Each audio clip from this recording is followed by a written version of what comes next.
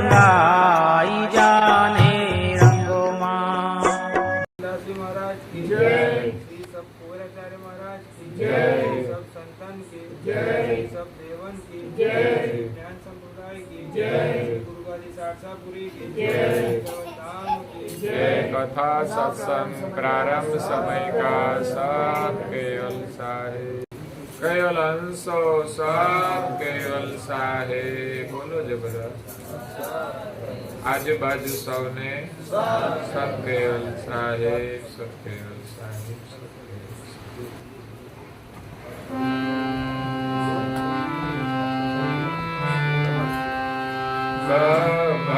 भक्ति रसो प्रेमी जन पीवे, दुष्ट को देना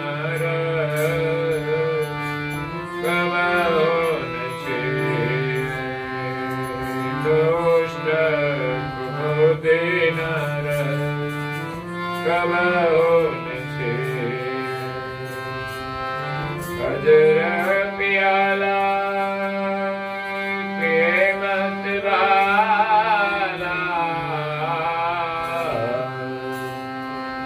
एजर विशकत कोई गुरु का लाला, एजर विशकत कोई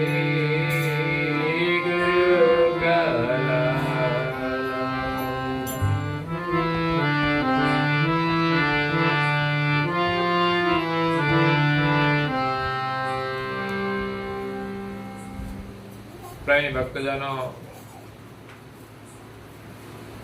જ્ઞાન સંપ્રદાયના અધ્યય સ્થાપક, અનંત બ્રહ્માંડાધીશ, વિશ્વ નિયંતા, સકર્તા સર્જનહારના પરમ વિશેષ અંશ,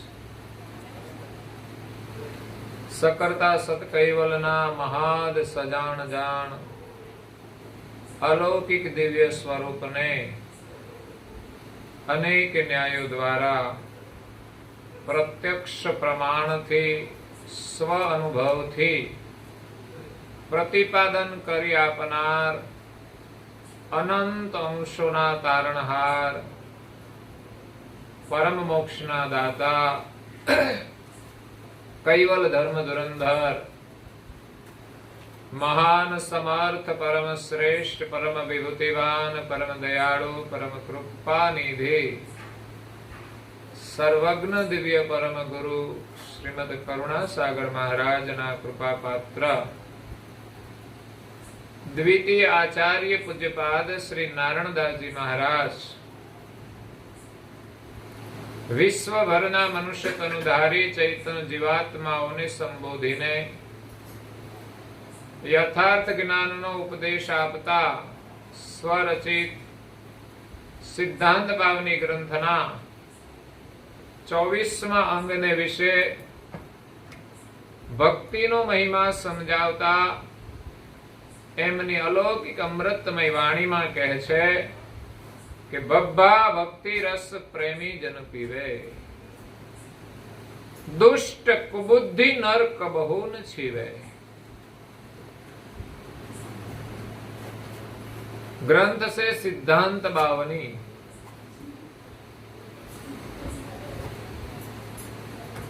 धर्मनी स्थापना सिद्धांत पर थती होय छे। मात्र श्रद्धाथी ज धर्म नथी पाड़ी शकातो, सिद्धांतनी समजण बहु ज महत्वनी होय छे। समजण वगरनी श्रद्धा कदाच अंधश्रद्धामां पण जोड़ाई शके छे। એટલી દિવ્ય પરમ ગુરુએ જ્ઞાન સંપ્રદાયની સ્થાપના કરી છે અને કહ્યું છે કે તમે જે કંઈ કરો તે સમજીને કરો, આંખો મીચીને ન કરો, દેખાદેખી ન કરો, અંધશ્રદ્ધાથી ન કરો। તમે જે કંઈ કરો એની સમજણ તમારી પાસે હોવી જોઈએ। કોઈ આપણને કહે કે તમે આમ કરો તો આમ થઈ જશે, પરંતુ સમજ્યા સિવાય કશું કરવાનું નહીં. તો સિદ્ધાંતની સમજ પૂજ્ય શ્રી નારાયણદાસજી મહારાજ શ્રી 52 અક્ષરોના માધ્યમથી આપે છે. જે આપણી અક્ષરમાળાના જે વર્ણ છે 52, એક એક અક્ષરને લઈને એમણે આપણને સિદ્ધાંતની સમજ આપી છે. જેમ ભણવામાં પ્રથમ આપણે કક્કો ભણીએ છીએ, 33 અક્ષર કક્કાના હોય છે, બીજા સ્વર હોય છે. કુલ મળીને આપણે 52 અક્ષરનું ઉચ્ચારણ કરીએ છીએ. અને વર્ણમાળાની શરૂઆત ક થી થાય છે. એબીસીડી નું કોઈ મહત્વ નથી હો, એ થી શરૂ થાય એનું કોઈ મહત્વ જ નહીં.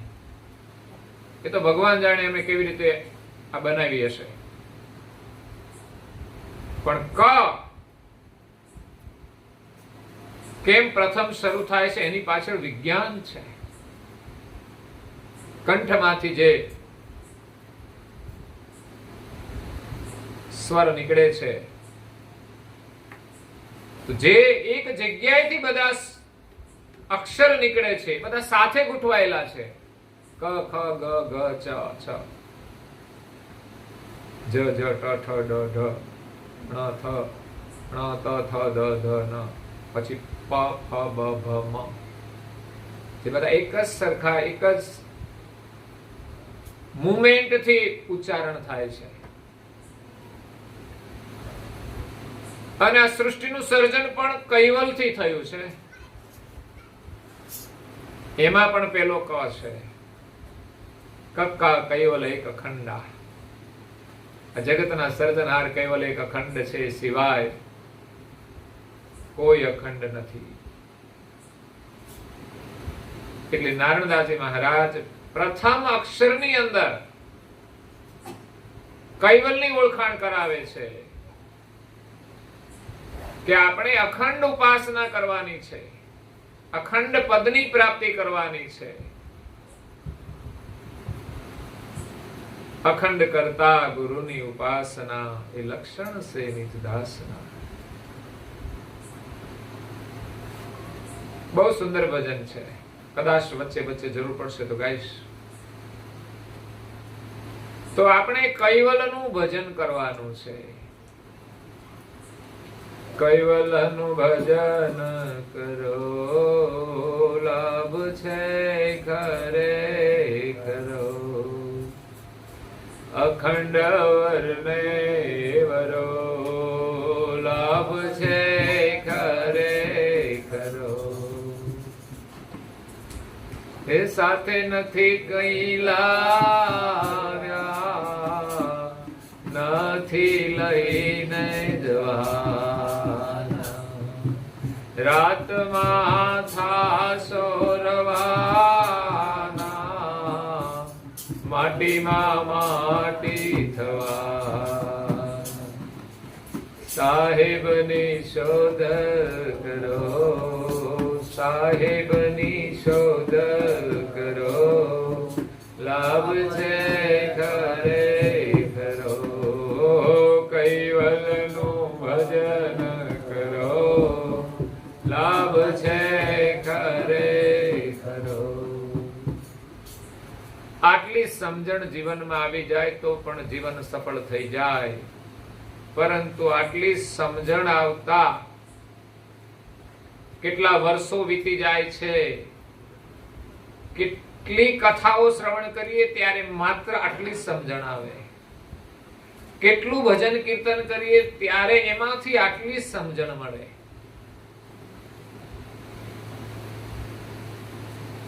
એટલે પૂજ્ય શ્રી નારાયણદાસજી મહારાજ શ્રી સિદ્ધાંત બાવની ગ્રંથ દ્વારા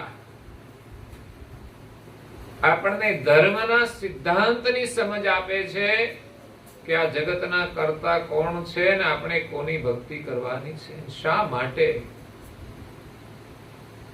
આપણે માગ્યા બધું કરીએ છીએ, પણ કરવાનું શું છે. ગમે તેટલું મળી જશે, સાથે લઈ તો જવાનું છે નહીં. અને બધું ભોગવી શકવાના પણ નથી. જેટલું મળ્યું છે એમાં આનંદથી રહીને ભગવાનનું ભજન કરીએ. પરંતુ આપણે તો નશ્વર પદાર્થોની પાછળ દોડીએ છીએ. નશ્વર ઈચ્છાઓ આપણી હોય છે. પરંતુ આપણે જોઈએ છીએ કે આ જગતની અંદર આપણને જે કંઈ મળે છે એ આપણી ઈચ્છા અનુસાર નથી મળતું. એ તો સમસ્યા છે. ઈચ્છા અનુસાર મળે તો આપણી ઈચ્છાને કોઈ બ્રેક જ નથી. સમજો ને?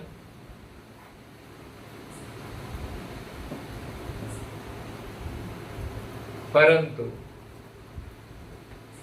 આવશ્યકતા અનુસાર માગવું જોઈએ. આવશ્યકતા અનુસાર માગવાની ના નથી. ભગવાન પાસે આવશ્યકતા અનુસાર માગો. આવશ્યકતાની મર્યાદા હોય છે. હા, ઈચ્છાની કોઈ મર્યાદા નથી હોતી.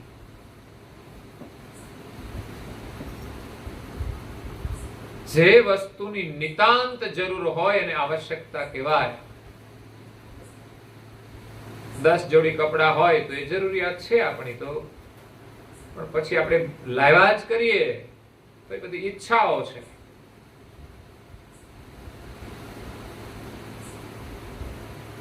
અને ન હોય તો પણ ચાલી શકતું હોય છે.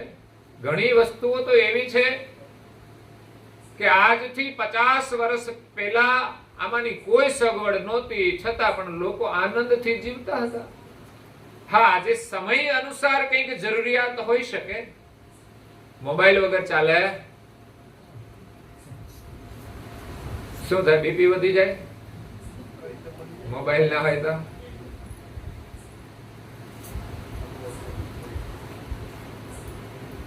ગાડી વગર ચાલે નહીં, કારણ કે ઢીચણના દુખાવા હોય એટલે ગાડી જોઈએ. સમસ્યા એ છે. પેલા ઢીચણના દુખા બહુ નહીં હોય, કદાચ લોકો બહુ ચાલતા હતા, અને આજે 50 પછી આ સમસ્યા શરૂ થઈ ગઈ છે. આ માણસને જ કેમ તકલીફ થઈ એ ખબર પડતી નથી. ગાયો ભેંસો કોઈ તકલીફ જ નહીં. બોલો,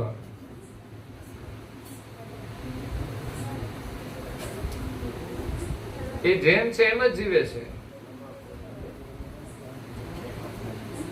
એટલે ભગવાનની પાસે બહુ માગવું નહીં જોઈએ, કારણ કે ઈચ્છાઓનો કોઈ અંત નથી. માનવ જીવન શા માટે મળ્યું છે એનો વિચાર કરીએ. કાલે ચાલ્યા જવાના છીએ. આ સનાતન સત્ય છે કે આપણા કર્મ અનુસાર આપણને મળે છે, આપણા પુરુષાર્થ અનુસાર મળે છે, અને આપણા ભાગ્ય અનુસાર મળે છે. એમાં વિશેષ આપણને જે બુદ્ધિ મળી છે ને એ પ્રમાણે આપણને લાભ થાય છે. મહેનત બધા સરખી કરતા હોય, પણ જેની પાસે બુદ્ધિ વિશેષ છે એ વધુ કમાય છે. જ્ઞાનની જરૂર છે. તમારી પાસે જેટલું જ્ઞાન હશે એટલો લાભ વધુ થશે. મહેનત ઓછી કરવી પડશે. અત્યારના લોકો ભણે છે, જે લોકો કોમ્પ્યુટર એન્જિનિયર હોય કે બીજા કઈ ડિગ્રી હોય તો 50,000 થી શરૂ થાય, લાખ રૂપિયાનો પગાર હોય. અને ખેતી વાળા મજૂરી કરે સાંજે 100 રૂપિયા મળે છે, 150 મળે. કારણ મહેનતો પેલા કરતા વધારે કરે છે, પણ એની પાસે નોલેજ નથી. એટલે ભક્તિ માર્ગની અંદર પણ જેટલું આપણી પાસે ઉત્તમ જ્ઞાન હશે એટલી જ આપણી ભક્તિ સરળ બનશે. નહીં તો ઉપવાસ કરીને મરી જઈશું તોય પરમેશ્વરની પ્રાપ્તિ થશે નહીં.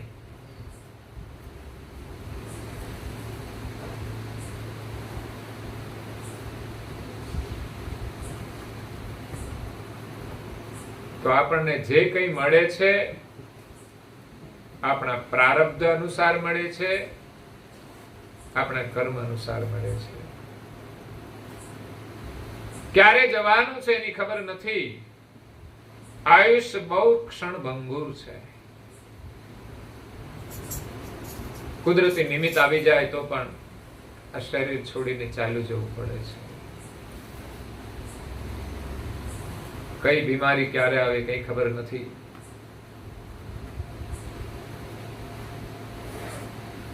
આપણે એક દિવસ જવાના છીએ એની કોઈ ગંભીરતા નથી લેતા, એવી રીતે આપણે જીવીએ છીએ.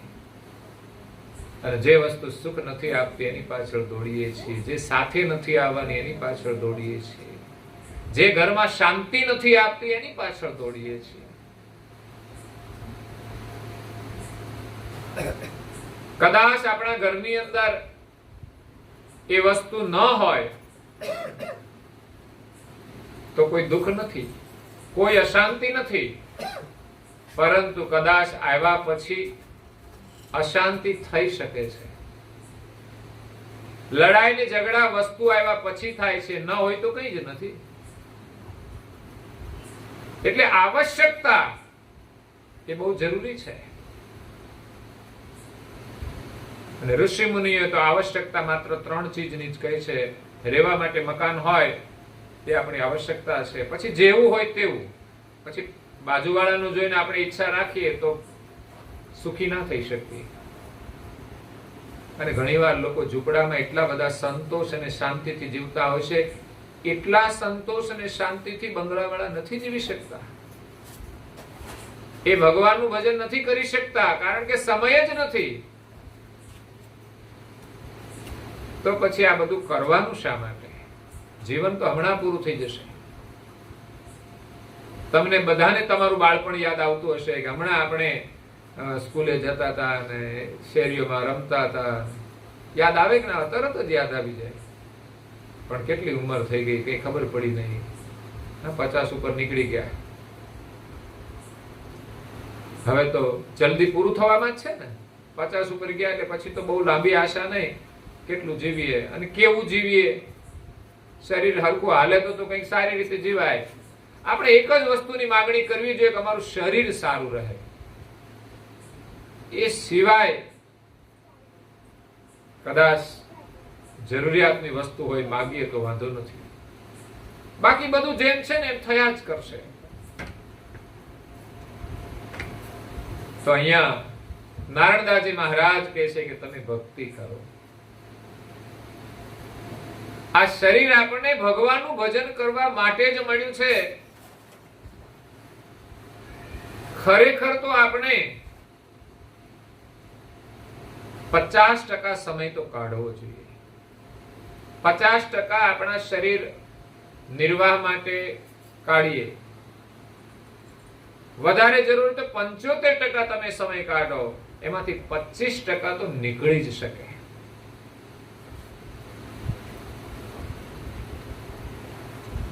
નહીં તો આ જીવનનું કોઈ મહત્વ જ નથી. આપણે મનુષ્ય પણ ન કહેવાય. જો ભગવાનનું ભજન નહીં કરીએ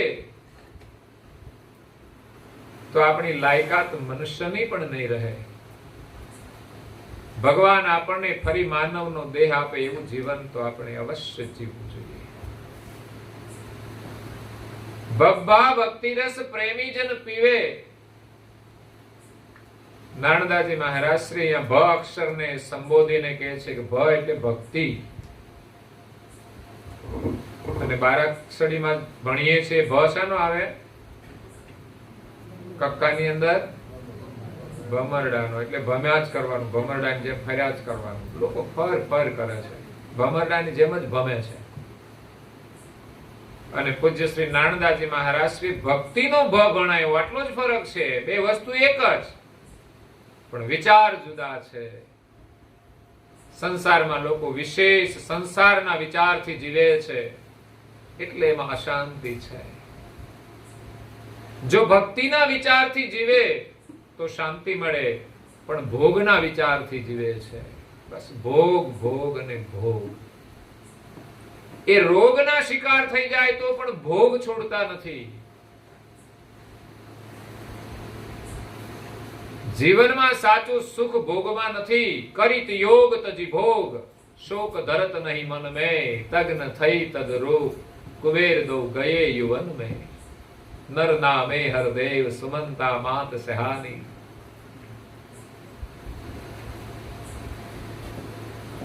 હરદેવ અને સુમંતા સંસારના ભોગનો પરિત્યાગ કરીને યોગ કરે છે. ભોગથી જેટલા આપણે દૂર રહીએ એટલું સારું છે. પણ આપણે તો દેખા દેખી દોડીએ છીએ ભોગની પાછળ, સામે ચાલીને એમને પકડીને લાવીએ છીએ. જરૂરિયાત હોય એ ચોક્કસ તમે પ્રાપ્ત કરો, અને કદાચ આપણા ભાગ્ય પ્રમાણે જે મળે ને એમાં સંતોષ પણ રાખીએ. સંતોષ વિના ભક્તિ થઈ શકતી નથી. જ્યાં તૃષ્ણા હોય ત્યાં ભક્તિ સંભવ નથી. બબ્બા ભક્તિ રસ પ્રેમી જન પીવે. ભક્તિ જે આપણને મુક્તિ અપાવે એનું નામ ભક્તિ છે. જેની અંદર વૈરાગ છે, જેની અંદર જ્ઞાન છે, એનું નામ ભક્તિ છે. અને ભક્તિનું સ્વરૂપ જ્ઞાન, ભક્તિ અને વૈરાગ, એનો ત્રિવેણી સંગમ એટલે ધર્મ છે. પણ ભક્તિની પરિભાષા જો આપણે સમજીએ તો નારાયણદાસજી મહારાજ શ્રી કહે છે કે બબ્બા ભક્તિ રસ પ્રેમી જન પીવે. બસ જે પ્રેમી જન હશે એ જ ભક્તિનો રસ પી શકશે. ભક્તિની પરિભાષા જ પ્રેમ છે.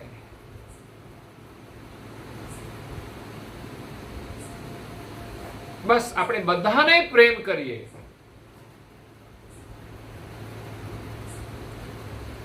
પ્રાણીઓને, પશુઓને, પક્ષીઓને, વૃક્ષોને, મનુષ્યને,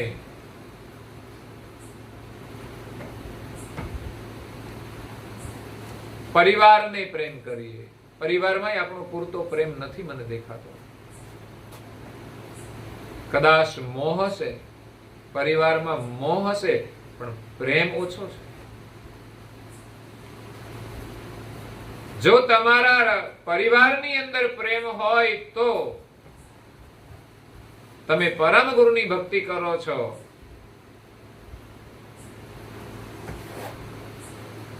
તો સવારે વહેલા ઉઠશો, આ પ્રેમ છે. બાકી કોઈની જાનમાં જવાનું હોય તો ઉઠીએ, દવાખાને જવાનું હોય તો રાત્રે ઉઠીએ, અને ભગવાનનું ભજન કરવાનું હોય તો હોઈ જાઓ, હજુ વાર છે. દિવસ ઉગે પછી બધું.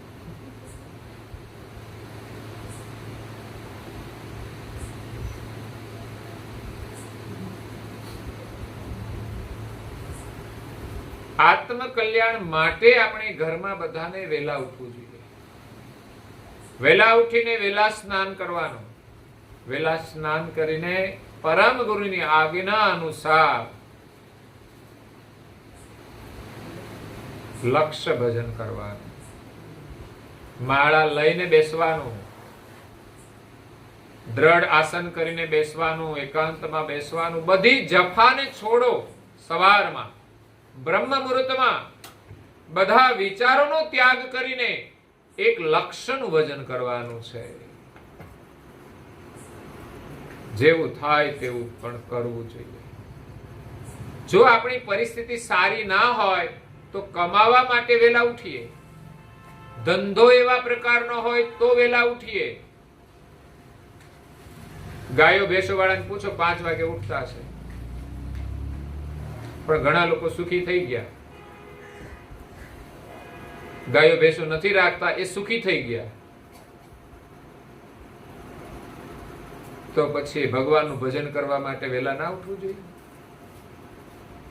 પણ ના, એ પરિસ્થિતિ આવશે ત્યારે ઉઠશે પાછા. અને આવશે, ચોક્કસ આવશે. કેમ? તો કે બીજા લોકો વેલા ઉઠીને એની પરિસ્થિતિ પ્રમાણે કામ કરે છે, તો આપણને ભગવાને અનુકૂળતા આપી છે, તો વેલા ઉઠીને ભજન કરવું જોઈએ. પાછા એવું નથી કે રાત્રે મોડા સૂતા છે એટલે મોડા સુધી સૂવે છે. રાત્રે સમયસર લોકો સૂઈ જાય છે. કોઈની તાકાત નથી 10 ઉપર જાગવાની. 10, 10:30 થાય તો ઠીક છે, કઈ કામકાજ હોય ને જાગે. બાકી હું જોઉં છું ને, સારો પ્રસંગ હોય તો લોકો જાગતા નહીં ને. ભજનનો ડાયરો રાખ્યો હોય તો 11 વાગે તો રવાના થઈ જાય ઘર ભેગા. ક્યારે આપણી ઊંઘ ઉડશે?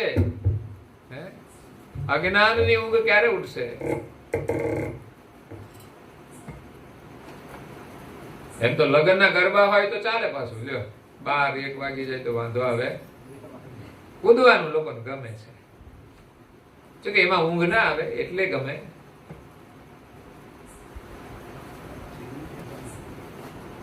જો તમારા પરિવારની અંદર પ્રેમ હોય તો તમે તિલક કરો તો પછી બધાને તમે તિલક કરાવી શકો છો. બાળપણથી ઘરનું વાતાવરણ જ એવું બનાવી દો કે મોટા થાય તો પણ એ તિલક કરતા જ રહે.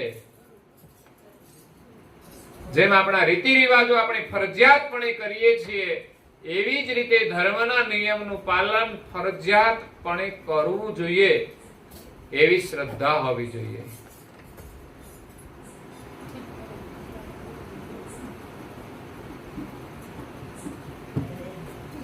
પણ ભક્તિનો રસ કોણ પી શકશે? જેના હૃદયમાં પ્રેમ હોય. પ્રેમ નેમ પ્રીતે કરી ધરો શ્રીમદ કુબેર શરણ, નારણ દાસ નિશ્ચય કહે મીટે જન્મ ને મરણ. પ્રેમ અને નિયમનું જોડાણ છે. પ્રેમની કસોટી નિયમ દ્વારા થાય છે.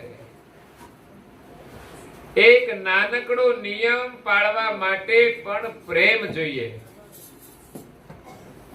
રોજે મંદિરે દર્શન કરવા જવાનો નિયમ, તો એમાં પણ પ્રેમ જોઈએ.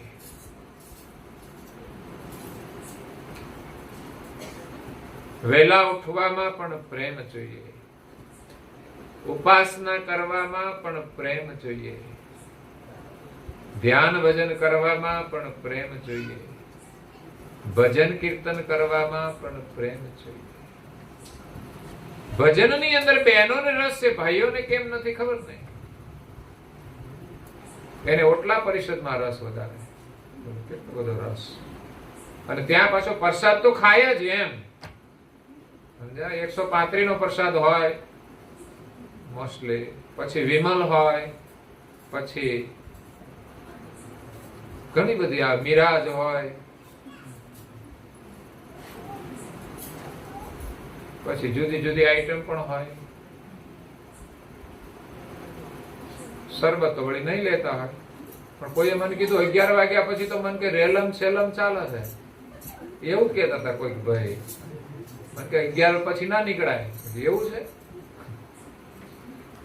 વિચાર કરો શું ચાલતું છે, મને તો ખબર નહીં. આપણે માનવ છીએ એટલું જ આપણે યાદ રાખવું જોઈએ. અને માનવની પરિભાષા છે કે આપણો આહાર શું હોઈ શકે. શરાબનું સેવન દાનવો કરતા હતા, રાક્ષસો કરતા હતા. મનુષ્ય તો ઉત્તમ દૂધ પીવે, પણ દૂધ તો ડેરીમાં આપી આવવાનું, અને બદલામાં જે પૈસા આવે એમાંથી મસાલા લેવાના. એક જ ઘરમાં બેન મહેનત કરી અને મજૂરી કરી અને દૂધ લાવે ઘરમાં, અને એ ડેરીમાં દઈને જે પૈસા આવે ભાઈ પાછા એનું બિલ ભરી આવે, મસાલાનું બિલ ભરી દે.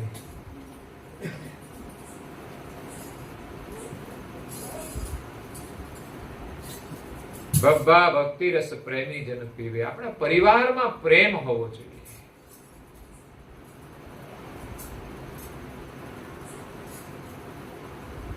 એક ઘરની અંદર એક વિધવા માજી હતા, માતા. એમનો દીકરો યુવાન, એમના લગ્ન થયા. ઘરમાં પુત્ર વધુ આવી.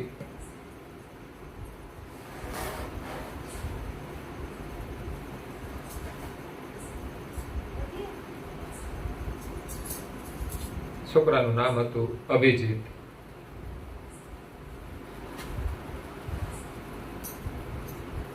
પુત્રવધુનું નામ હતું જાનવી. છોકરો તો એને પછી જાનું જાનું કરીને બોલાવે. ઓલી બેન છે એ પણ શોર્ટકટમાં અભી કહીને બોલાવે. અભી અભી अभी नहीं तो कभी नहीं।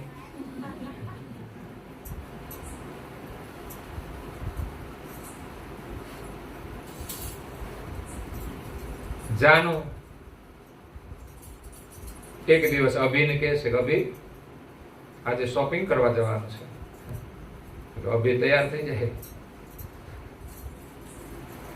માં છે ને ગામડે રહેતી હતી અને આ બે જણા શહેરમાં રહેતા હતા.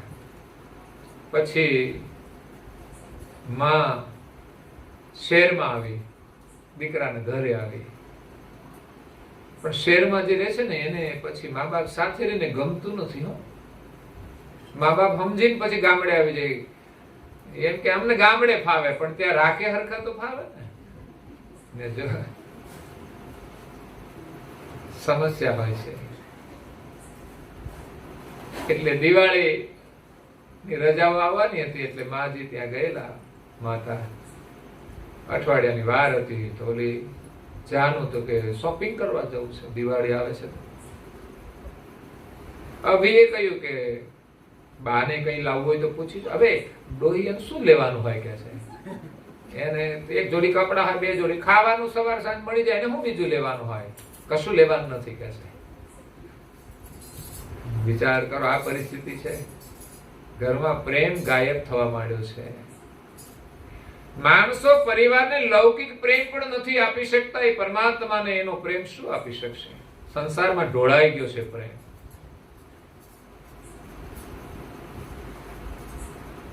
પણ દીકરો તો પ્રેમાળ હતો એટલે જાનું તો તરત હાલતી થઈ અને ગાડી પાસે જઈને ઊભી રહી અભિની રાહ જોઈને. અભી ગયો માતા પાસે કે બા અમે શોપિંગ કરવા જઈએ છીએ, તમારે કઈ લાવવું છે? ના બેટા, મારે કશું લાવવું નથી. છતાંય દીકરાએ આગ્રહ કરીને પૂછ્યું કે બા તારે કઈ લાવવું હોય તો લખી દે મને. બા કે મને બહુ લખતા તો આવડતું નથી, પણ બે શબ્દો લખી દો. કાગળમાં લખી દીધું. એ કાગળિયું વાળી અને છોકરો નીકળ્યો. પેલી જલ્દી આવો કે છે અભી.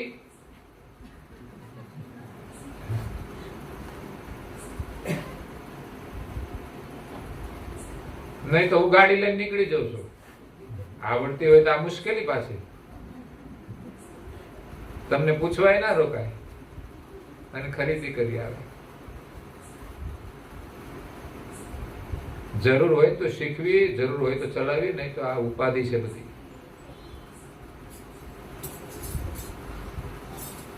શોખ બહુ લોકોને હોય છે. ગાડી લાવો ને પાછી ચલાવવાનો શોખ, ચશ્મા પહેરે ને છૂટા વાળ મૂકે ને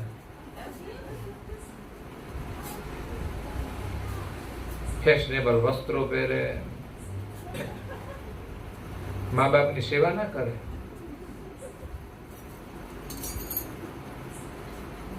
અમારા ઘરમાં તો સુધરેલી વહુ આવી છે. સુધરેલી સંસ્કારી તો જોવા જ ના મળે. સુધરેલી વહુ આવે છે. મા બાપ સાથે ન ગમે એ બધી સુધરેલી.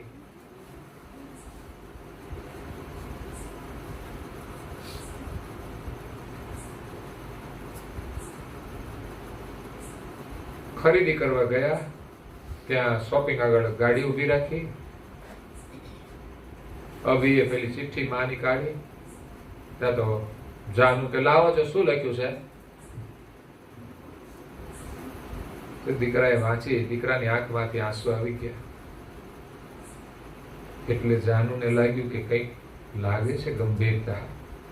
એટલે જરા નમ્ર ભાવે પૂછ્યું. ચિઠ્ઠીમાં લખ્યું હતું કે બેટા મારે બીજું કઈ નથી જોઈતું, તમે બેવ મારી પાસે 15 મિનિટ આમ બેસો ને તોય મને આનંદ આવશે સાહેબ. એને તમારો પ્રેમ જોઈએ છે, બીજું કઈ જોઈતું નથી.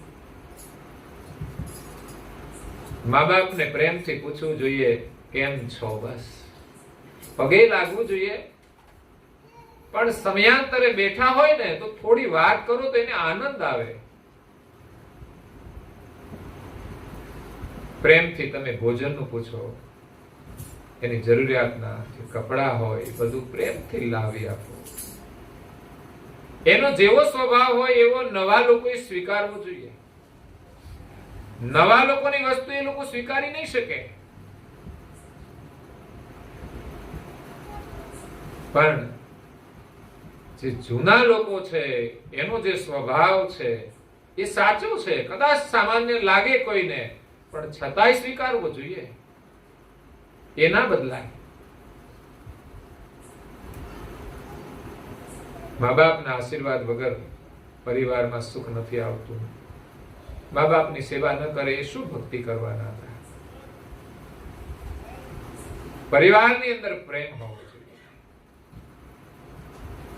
બીજો પ્રેમ હોય છે એનાથી વિશેષ બીજાના દુઃખ માટે જ્યારે આપણે દુઃખી થઈએ, એની મદદરૂપ થઈએ, ત્યારે એ પરમેશ્વરને પામવાનો પ્રેમ છે.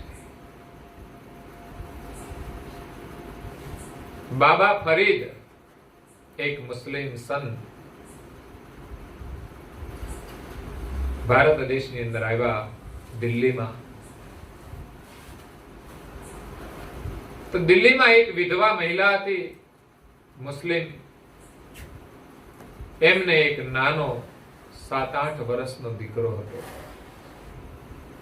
પરિસ્થિતિ બહુ જ ગરીબ હતી. એટલી ગરીબ હતી કે એના છોકરાને પહેરાવા માટેના કપડા પણ ફાટેલા હતા.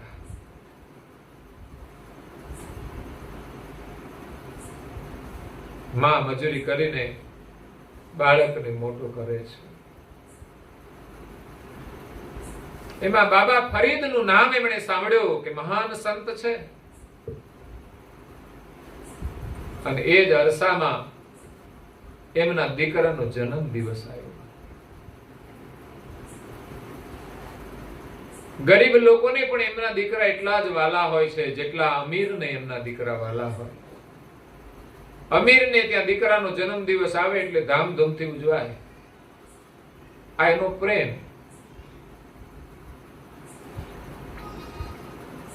તો ગરીબ માને પણ એમ થયું કે મારા દીકરાનો આજે જન્મ દિવસ છે.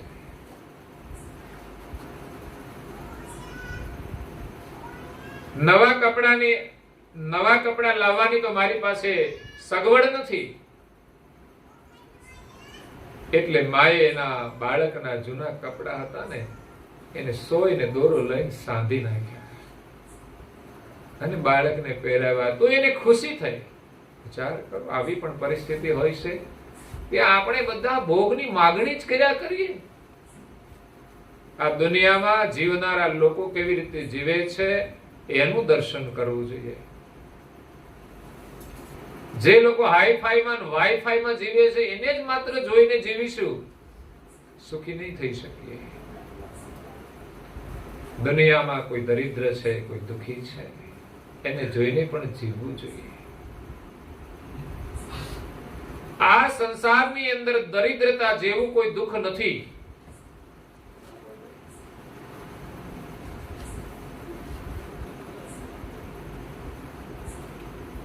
રામાયણની અંદર ગરુડજી કાગભૂષણજીને પ્રશ્ન પૂછે છે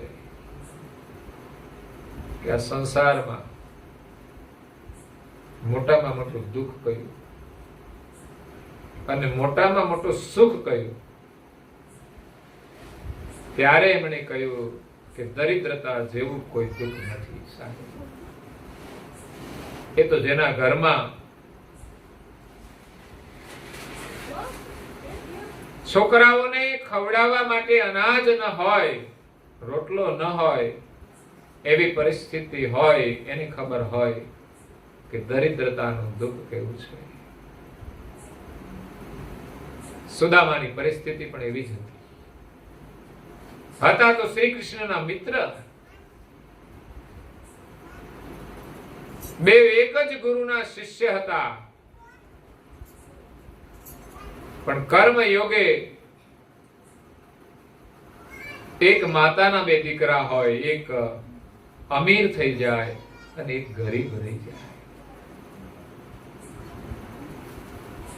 એક જ માતાના 2 દીકરા છે, એક પ્રધાનમંત્રી છે અને બીજા ઘરે મજૂરી પણ કરતા હશે. નહીં તો સ્વાર્થી પ્રધાનમંત્રી હોય ને તો બધા ભાઈઓને બંગલા બનાવી દે. હા, પણ એના માટે તો દેશની જે ગરીબ જનતા છે ને એ બધો એમનો પરિવાર છે. દેશના ગરીબ લોકો છે બધો એમનો પરિવાર છે, એવી એમની સંવેદના છે.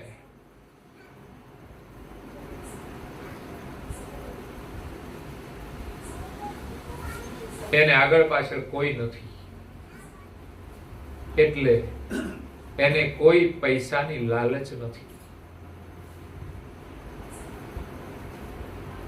ભગવાને એને સત્તા આપી છે તો માત્ર દેશને સુખી કરવા માટે. પછી તો રાજકારણ હોય, રાજકારણમાં રાજકારણ ચાલતું જ હોય.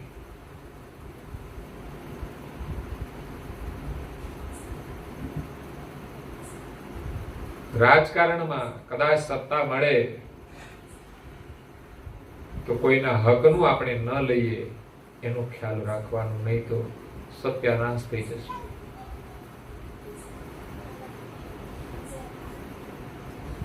તો અહીંયા માં ગરીબ છે, છોકરાને સાંધીને કપડા પહેરાવે છે.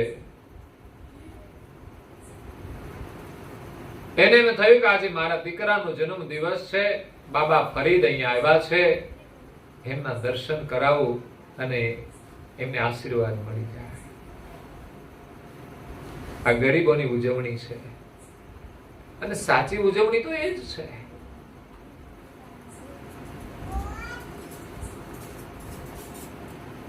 ગરુડજીએ જે પ્રશ્ન કર્યો હતો કે મોટામાં મોટું દુઃખ કયું અને મોટામાં મોટું સુખ કયું, તો કે સંતના સમાગમ જેવું બીજું કોઈ સુખ જ નથી.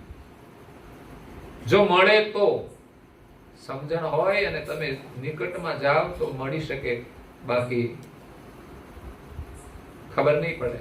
તમને એમ લાગશે કે આપણે તો ઘરમાં સરસ હારો બંગલો હોય ને એમની અંદર એસી હોય ને એમાં હુઈ જઈએ એટલે મજા. પરિસ્થિતિ બદલાશે ત્યારે ખબર પડશે કે આમાંની કોઈ વસ્તુ તમને સુખ નહીં આપે. મોટી ટીવી હશે ને,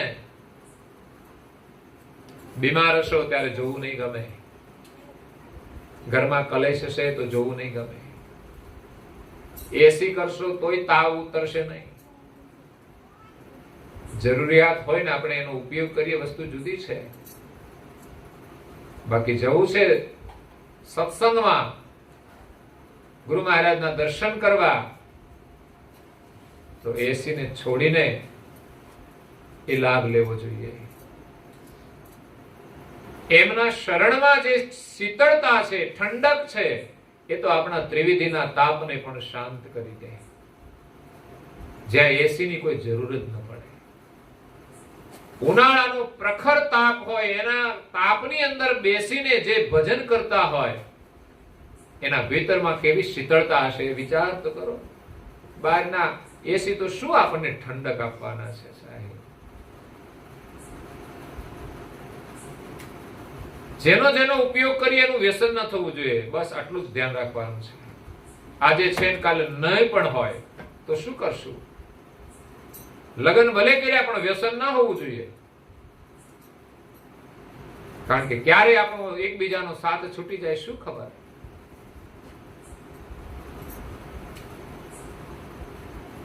કર્મ યોગે બધા ભેગા થઈએ છીએ અને ભૌતિક સુખ પણ કર્મ યોગે મળે છે, ક્યારે ચાલ્યું જાય શું ખબર. એમની આસક્તિ જ આપણને સુખી થવા દેતી નથી. ભગવાનના ભજન સિવાય, ભગવાનની ભક્તિ સિવાય ક્યાંય સુખ અને શાંતિ છે જ નહીં. લખવું હોય તો અંતરમાં લખી રાખજો. જે સુખની પાછળ દોડીએ છીએ અને જે સુખ માટે બાધા રાખીએ છીએ, એવા સુખ તો મહાપુરુષોએ છોડી દીધા છે.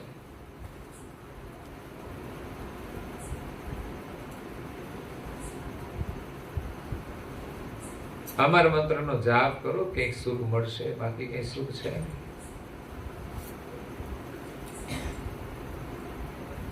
સાચું સુખ અમર મંત્રના જાપમાં છે. પ્રેમ હશે તો જપાશે, નહીં તો નહીં જપાય.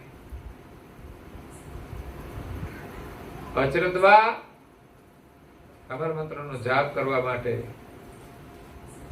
3 મહિના સુધી એક આસન ઉપર બેસી ગયા, અન્ન જલનો ત્યાગ કરીને.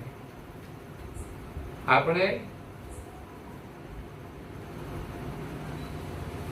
અન્ન જળ લીધા વિના સવારે ભજન કરવું, પછી ભોજન લેવું જોઈએ.